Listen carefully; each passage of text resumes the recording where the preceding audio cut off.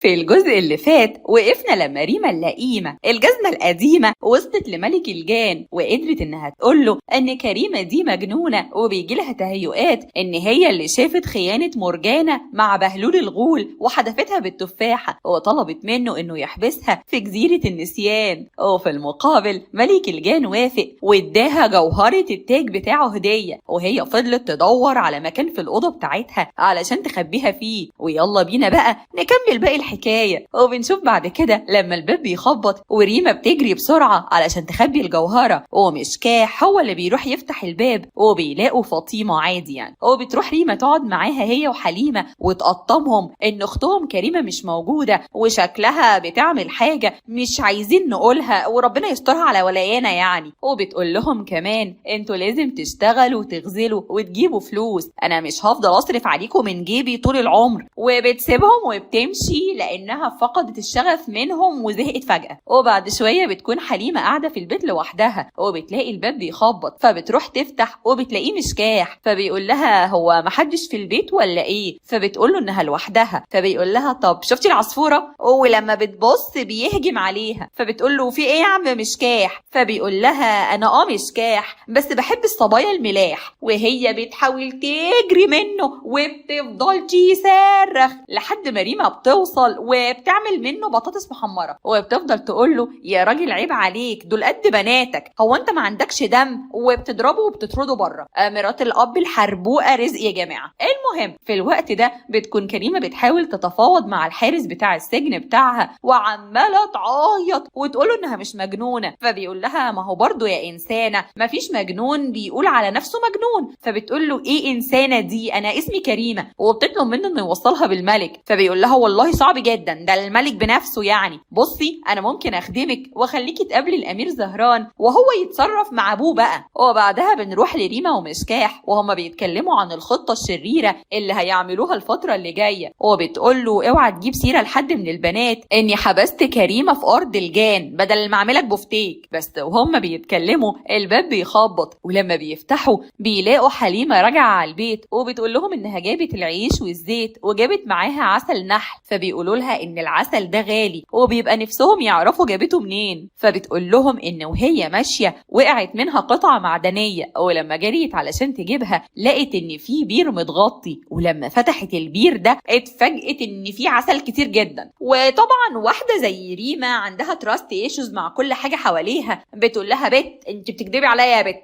انا هاجي معاكي بنفسي عشان اشوف البير اللي فيه عسل ده بيقول ايه وهو بالمره لو طلع كلامك صح ناخد العسل ده نبيعه ونتبسط كلنا. وفي نفس الوقت من الناحيه التانيه بنشوف الامير زهران لما بيوصل عند كريمه وبيحصل حب من اول نظره عارفينه من كل الملخصات بتاعتنا، ده احنا صفحه مروه القاضي يعني وبنشم النحنحه من على بعد كيلو. المهم الامير زهران بيكون مش مصدق في الاول وبيفضل يقول لها انتي متاكده ان ريما طلعت لئيمه وبتشتغل فينا؟ فبتقول له ايوه والله زي ما بقول لك كده دي جزمه قديمه مش لئيمه بس. فبيقول لها انا هتصرف وهقول لبابي ملك الجان على كل حاجه بس انا مستني شويه لما اخويا كروان يتحسن لان الموضوع ده مأثر على الملك ومخليه زعلان طول الوقت. وبعد شويه بنرجع لحليمه وريما لما بيروحوا عند البير اللي فيه العسل وبتتفاجئ ريما ان البير فيه عسل فعلا. هو بتطلب من كريمه انها تنزل البير علشان تجيب العسل بنفسها وهي بتاخد منها وتحط في الاناء. واول ما بتخلص بتساعدها انها تخرج بره البير وبيقفلوه زي ما كان علشان محدش يعرف انه موجود وبيمشوا على طول. وبيفضلوا على كده هما الاتنين رايحين جايين على بير العسل وياخدوا العسل يبيعوه وكل حاجه ماشيه تمام. بس مشكاح بيفضل يقول لها هو احنا هنفضل في الحال ده لحد امتى؟ انا عايز نستخدم الجوهره دي نبيعها بقى وربنا يكرمنا ونجيب شقه من اللي بتيجي في اعلانات رمضان دي. فبتقول له يا غبي لو الفلوس ظهرت مره واحده هنتفضح والناس كلها هتعرف اننا لقينا كنز، فاحنا نستنى شويه لحد ما كل حاجه تهدى وبعدين نشوف الكلام على ايه. وفي الوقت ده بنشوف كريمه وهي بتتكلم مع الامير زهران اللي بقى عاشق والهان وبتساله انت كلمت باباك على الموضوع بتاعي؟ فبيقول لها بصراحه هو مش في المود دلوقتي خالص بسبب مرض اخويا كروان، خصوصا ان الاطباء كلهم مش عارفين يعالجوه ولا حد عارف يساعده ولا يحسن حالته. بس بيوعدها انه كده كده هيكلموا على موضوعها قريب وانها هتخرج من هنا. هو بعد ما بيخرج من عندها بيروح على أوضة أخوه كروان وبيلاقيه تعبان وكان بيحلم حلم وحش وقايم من النوم خايف، وبيلاقي كمان الملك عنده وبيحاول إنه يهديه، فبيتكلم معاه زهران وبيقول له سيب كروان أنا هتعامل معاه، وبيفضل زهران جنبه وبيقول له ربنا يشفيك يا أخويا. إيه ده بس كده؟ طبعا، أمال حضرتك فاكر إيه؟ ربنا يشفي المرضى كلهم يعني. المهم بعد كده بيروح الأمير زهران لكريمة في الزنزانة وبيفضل رايح جاي عليها، وبيحصل شوية تعطيف وتلطيف بس من الزمن النظيف، وبيفضل يقول لها أنا مصدقك وانتي خطفتيني وسحرتيني وبسافر لبحور الدنيا في عينيكي والحاجات دي، وهي كمان بتبدأ تعجب بيه وبتحس إنها لقت فارس أحلامها أخيرا. وفي نفس الوقت بتكون فاطمة بتقول لحليمة عارفة يا بنتي يا حليمة مين اللي هيقول لنا على مكان أختنا كريمة؟ مشكاح. فبتقول لها حليمة ايه ده اشمعنى يعني؟ فبتقول لها يا بنتي ما هو باين انه معجب بيكي، انت هتحاولي توقعيه وندحلبه في الكلام لحد ما نعرف منه مكان اختنا كريمة، وهو كده كده بيكره ريمة وهيتكلم معانا عادي. وفعلا اول ما بيدخل بتروح عليه حليمة وبتقول له عامل ايه يا مشاكيحه؟ فبيقول لها لا ما اقدرش. فبتقول له كريمة فين؟ فبيقول لها كريمة يا منها لله ريمة اللئيمة. فبتقول له ايه ده؟ ايه علاقة ريمة بالموضوع؟ لكن قبل ما يتكلم بتوصل ريمة وبتقول له قاعد بترغي في ايه يا جدع انت؟ وبتقول لحليمة تيجي معاها عند البير علشان يطلعوا منه العسل الاخير، وده لان البير خلاص قرب يخلص. وفعلا لما بيروحوا على هناك بتنزل حليمة زي كل يوم علشان تجيب العسل وتناول ريمة، لكن بعد ما بتخلص بتقفل عليها ريمة اللئيمة الباب من بره وبتهرب، وطبعا حليمة بتفضل تعيط وتنادي عليها لكنها ما بتردش وبتمشي. وبعد شوية بترجع ريمة على البيت وبتخبط وبكل بجاحة بتقول لهم ايه ده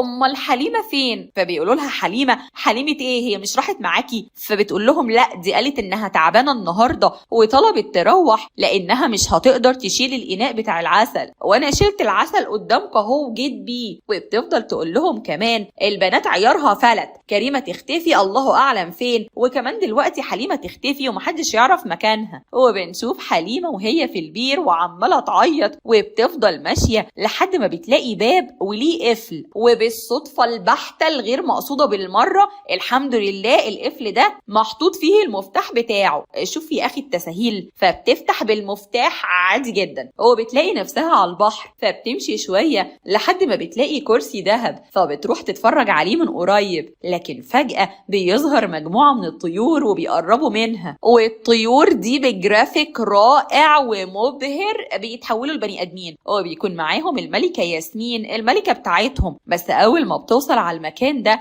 بتقول لهم انا شامة ريحة بشر، ومش عارفة ليه حاسة ان اللي عايز يشتم حد في المسلسل ده بيقول له انت بشر. المهم بيفضلوا يدوروا لحد ما بيلاقوا حليمة، فبيسألوها انت مين؟ والملكة ياسمين بتؤمر بقتلها. فبتقول لهم حليمة انا مظلومة والله يا حاجة. فبتطلب منها الملكة ياسمين انها تحكي حكايتها وهتسيبها لو صدقتها. وبعد ما بتخلص الحكاية بتصعب على الملكة ياسمين والبنات اللي معاها وبتصعب عليا انا شخصيا. فبتقول لها انا عارفة مين الوحيد اللي يقدر يساعدك ويقولك على مكان كريمة اختك، احنا نروح لابو فراج الدرويش وهو اللي هيقولك على مكانها. ومن الناحية التانية بنشوف الامير زهران لما بيروح يتكلم مع ملك الجان وبيقول له البنت اللي محبوسة يا بابا دي مش مجنونة. فبيقول له انت عايز تعصي اوامري يا ولد؟ هو في مجنون بيقول على نفسه انه مجنون؟ وبعدين ثواني انت عرفت منين؟ فبيقول له ما انا بروح لها. فبيقول له قلتلي. وبينادي على الحارس وبيسأله مش انا قلتلك ان محدش يروح الزنزانة دي خالص غير بأمر مني؟ فبيقول له الحارس بس ده الامير. فبيقول له الملك لا انت كده نوتي بقى وما بتسمعش الكلام، وبيبعتوا النوتي كورنر اللي هو يعني السجن عندهم، وبيغير طاقم الحراسة اللي على الجزيرة كلها. وبيقول لزهران لو شفتك هناك تاني هبعتك النوتي كورنر انت كمان. وبعد شوية بنشوف الملكة ياسمين وحليمة لما بيروحوا لابو فراج اللي عنده كل المعلومات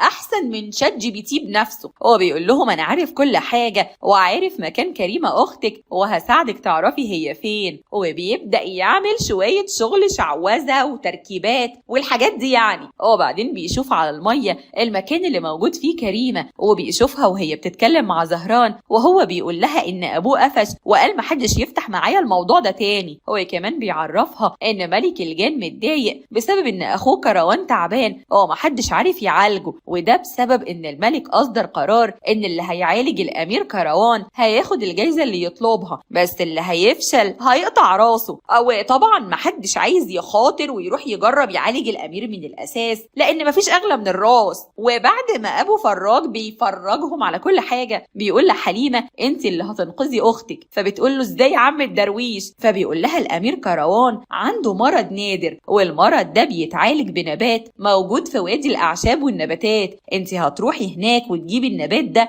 وتعملي منه دهان وتديه للامير وبكده هيخف، فهتقدري تطلبي من الملك انه يخرج اختك من السجن. فبتقول له طيب ماشي قشطه هروح على هناك اجيبه. فبيقول لها لا الوادي ده خطر جدا واللي بيدخل فيه ما بيخرجش منه، والنباتات اللي هناك بتنادي على الناس، علشان كده لازم الملكه ياسمين تروح معاكي. فبتقول لهم الملكه ياسمين والله انا بضعف يا جماعه قدام الحالات الانسانيه، وبتعرفهم انها موافقه تساعدهم. فبيقول لها ابو فراج تجيب معاها لبس الحيات وتجيب معاها الصينيه علشان هيحتاجوها علشان يعرفوا يتحركوا في وادي النباتات والاعشاب. وفعلا بعد شويه بتروح الملكه ياسمين ومعاها الصينيه لعم ابو فراج وبتقول له انها جاهزه، لكن ابو فراج بيقول لهم ان ريما اخذت جوهره التاج بتاعت ملك الجان وهي ما تستحقهاش، علشان كده هو عايز ياخد منها الجوهره ويرجعها لملك الجان تاني، وبيستخدم السحر والشعوذه علشان يسرق الجوهره ويديها لحليمه. وفي نفس الوقت ده بتكون فاطمه قاعده في البيت بتعيط على اخواتها الاتنين اللي ما تعرفش هم راحوا فين، لكن بيجي مشكاح وبيقول لها احنا لازم نهرب يا فاطمه، ريما اللئيمه خبت كريمه وبعدها حليمه والدور الجاي هيكون علينا، وبيعرفها ان ريما مخبيه جوهره في اوضتها وبيقول لفاطمه ناخدها ونبيعها. وفعلا بيدخلوا هما الاتنين يدوروا عليها، بس المشكله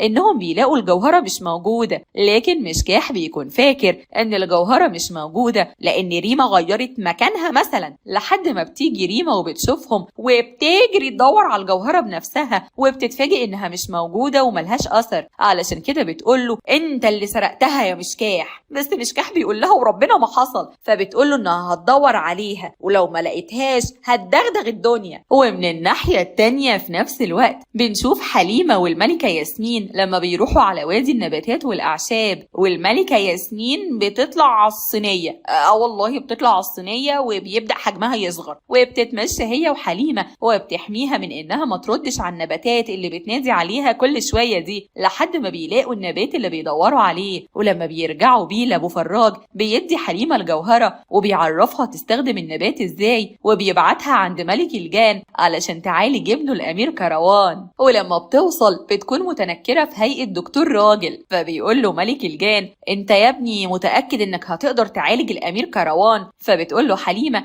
خليها على الله يا مولاي، محدش بيموت ناقص عمر يعني. فبيؤمر الحراس انهم يساعدوا الطبيب يدخل للامير كروان. وبعد شويه بنشوف ان الامير كروان فاق ورجع يتكلم ويمشي وكل حاجه بقت زي الفل، ومحدش في القصر كله بيكون مصدق اللي حصل ده وبيقولوا عليها معجزه. والامير كروان بيفضل يقول للدكتور انا ما شفتش دكتور شاطر كده زيك في حياتي، انا ما كنتش مصدق اني ممكن اتعالج وافتكرت اني هفضل طول حياتي كده. ولما الخبر بيوصل لملك الجان بيفضل يشكر في الطبيب وبيقول له انت ليك عندي مكافأة كبيرة، شوف انت نفسك في ايه وانا اعمل لك اللي انت عايزه. فبتقول له حليمة والله يا مولاي احنا مجرد اسباب، يعني الشفا ده في ايد ربنا وحده، وبعدين احنا كفاية علينا ان الامير رجع بالسلامة. وبيبدأ الامير كروان يشكر في الطبيب الجميل اللي عالجه ده، وبيحكي لابوه الملك كل اللي حصل معاه، وانه في يوم شاف مرجانة بعد ما حطت له المخدر في المية وخرج وراها، ولما مرجانة عرفت انه شافها وهيفضحها قررت انها تعمل له تعويذة سحرية لولبية، وهي اللي كانت السبب في الحالة اللي وصل ليها دي. وبيفضل يقول له والله يا بابا فضلت احاول اوصل لك بالاشارات ولغة العيون علشان تفهم. فبيقول له يا ابني هو حد كان فاهم لك حاجة؟ انت بتشاور بس، ما يمكن بتسأل على عربيات الدائري منين، انا اعرف ازاي يعني. وبيرجع الملك يتكلم تاني مع حليمة، ها يا عم الطبيب هتطلب ايه؟ فبتقول له حليمة طالما مولاي مصمم يبقى انا عايز اطلب ان البنت المسكينة اللي في الحبس دي تخرج لانها مظلومة. فبيقول الملك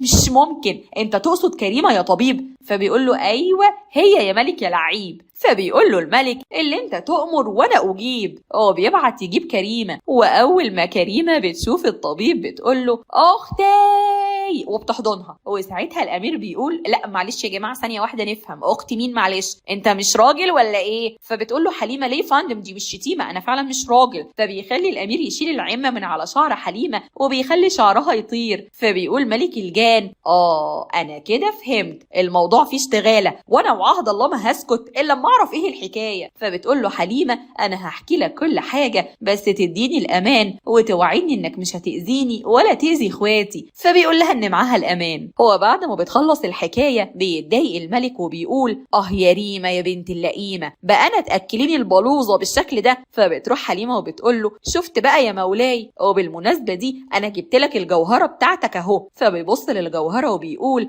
انا قررت اقدم الجوهرة دي هدية لابني الامير زهران في يوم جوازه من كريمة، واللي هتبقى اول جوازة ما بين الانس والجان. فبيقول له كروان انا كمان عايزة اتجوز ومش هنروح بعيد يعني، ادي زهران كريمة وانا هاخد حليمة وهي تبقى فكرة حلوة ومش غشيمة. فبيقول له الملك ما انا فكرت في كده يا ابني بس قلت سيبك انت تنطق الاول بدل ما انت واقف ما بتعملش حاجة كده. عموما انا موافق وكل واحد فيكو يتجوز بنت من الاتنين، وبكده اكون عيشت البنات في قصور، وعشان اوفي بوعدي انا هبعت خيرة البنائين الجان يبنوا لاختهم التالتة فاطمة قصر قدام قصر الملك صفوان. فبتقول له حليمة ليه هتبعت البنائين الجان؟ فبيقول لها لا حسبي دول الجنيين العرب زيهم زي المقاولين العرب عندكم كده، يعني هيخلصوا المشروع كله في وقت قياسي. بعدها بنرجع لفاطمة اللي كانت لسه قاعدة مع الملك صفوان وبتقول له بس يا مولاي هي دي قصة حياتي عجبتك؟ فبيقول لها يا بنتي اما قصة عبرة بصحيح، بس ثواني يعني هو انت عرفتي كل التفاصيل دي منين؟ فبتقول له مفيش،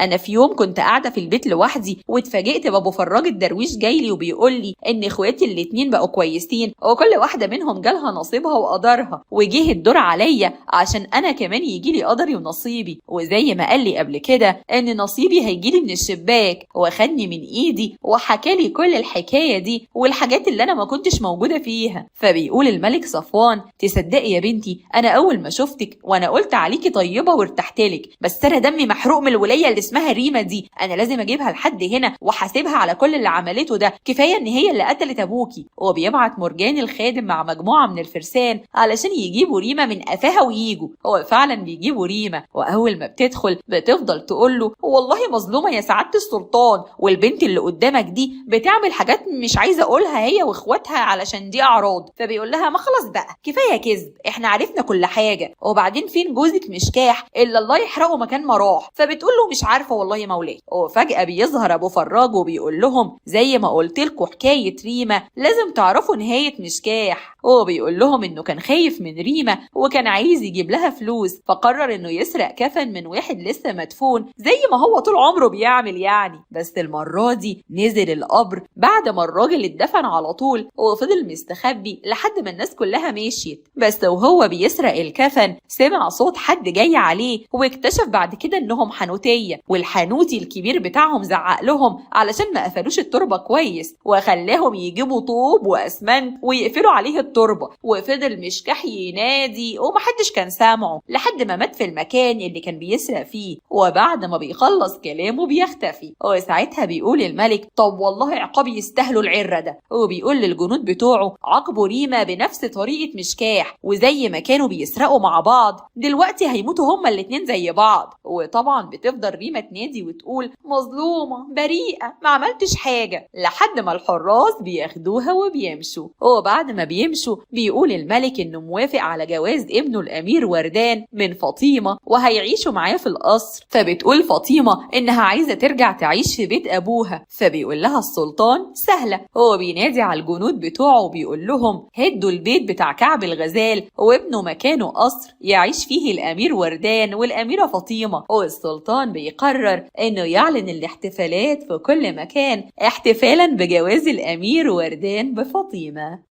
وبس كده وبيخلص المسلسل.